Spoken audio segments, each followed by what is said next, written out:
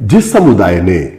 1857 की क्रांति के अंदर इस देश की आजादी के लिए बढ़ चढ़कर भाग लिया, और कल बढ़ चढ़कर ही भाग नहीं लिया। अगर आप 1857 की क्रांति का, अगर आप मुसलमानों की कुर्बानियों को अगर आप उसमें देखेंगे तो आप यकीन मानिए दिल्ली से लेके आगरा तक एक भी पेड़ ऐसा नहीं था जहां हिंदुस्तान की आजादी के लिए एक मुसलमान फांसी पर नहीं लटका। मगर आज अगर आप देखते हैं आजादी के 80 साल बाद, तो उस समुदाय को हर ढंग से जलील करने का प्रयास किया जा रहा है। वक्फ बिल की बात अगर हम करें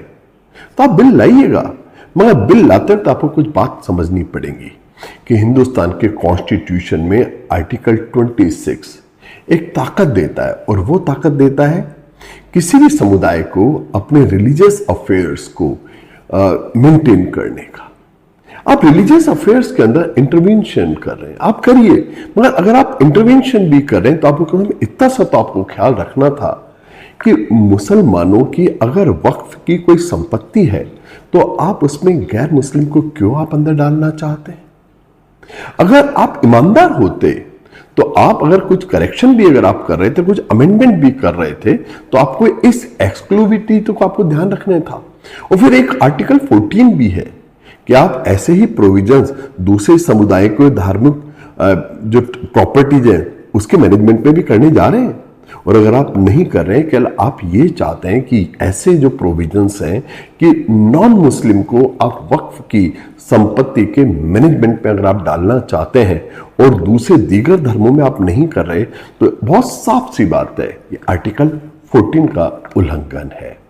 और फिर जिस जेपीसी की आप बात कर रहे हैं, जेपीसी के अंदर 97% लोगों ने